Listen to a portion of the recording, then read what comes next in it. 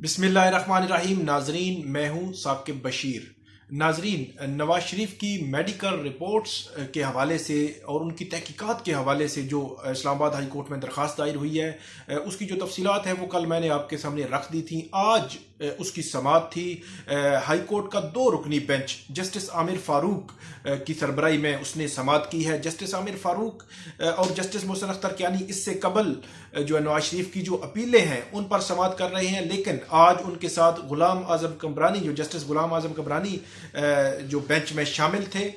आज जो समाअत हुई वो उसका दौरानिया तकरीबन 5 से 7 मिनट का था। जो पिटिशनर के वकील हैं वो भावलपुर से आए थे इस्लामाबाद हाई कोर्ट में। आज मैंने उनको पहली दफ़ा ही देखा है।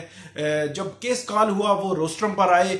उन्होंने जो अपना केस था वो उसके हवाले से अदालत को बताना शुरू किया। तो जस्टिस आमिर फारूक ने ये कहा कि ये क्योंकि नवाज शरीफ की जो अपीलें हैं, जो मरकजी अपीलें हैं, इस केस का ताल्लुक और जो नवाज शरीफ की जो मेडिकल रिपोर्ट्स हैं उसका उसी के साथ है, तो इसलिए हम ये मुनासिब होगा कि वही बेंच, वही खुसूसी बेंच, जो स्पेशल बेंच इस हवाले से केस की समाअत कर रहा है, वही इस केस को सुने।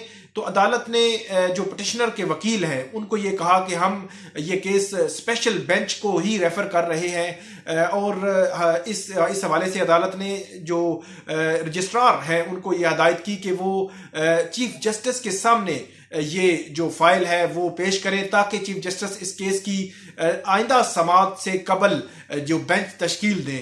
अब इस हवाले से जो केस है वो आइंदा खुसूसी बेंच में समाअत के लिए मुकर्रर होगा, या जो नया को बेंच जो है वो तश्कील दिया जाएगा, या चीफ जस्टिस की सरबराही में को बेंच होगा। इस हवाले से आइंदा चंद रोज में हमें मालूम हो जाएगा।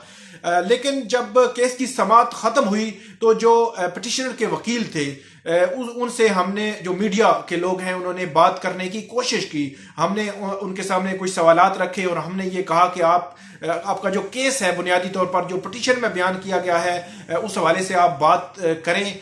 लेकिन उन्होंने ये कहा कि मैं इस हवाले से मीडिया के सामने कोई बात नहीं करूंगा, और उन्होंने कहा कि मैं मीडिया पे नहीं आना चाहता। अब ये उनका अपना जो है वो इख्तियार है कि वो मीडिया पे आए या ना आए, लेकिन हाई प्रोफाइल केस की दायरी हुई है जिसका ताल्लुक जो है साबिक वज़ीर-ए-आज़म, 3 दफा के जो साबिक वज़ीर-ए-आज़म है नवाज शरीफ, उनसे मुताल्लिक है। हाई प्रोफाइल मामलात जो है इसमें इन्वॉल्व है। जो मेडिकल बोर्ड है जिस पर नवाज शरीफ की जो जमानत हुई थी उसको चैलेंज किया गया है।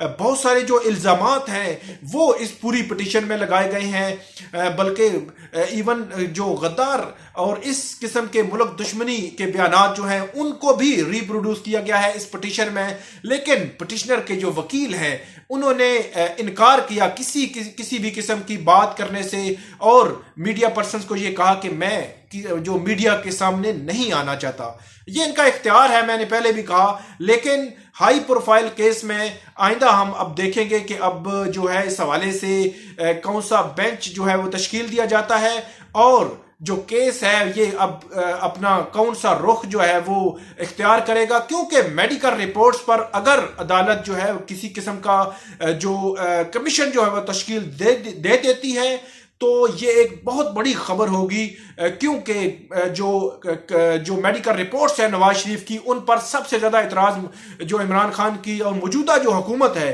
उसके कुछ वज़रा की जानिब से उठाया गया था, और उन वज़रा के बयानात की वजह से ही ये पिटीशन जो है दायर की है। और पिटीशनर ने भी यही मौक़िफ़ लिया है, क्योंकि वज़रा कह रहे हैं इसलिए कमीशन जो है बनाकर इंक्वायरी करवाई जाए।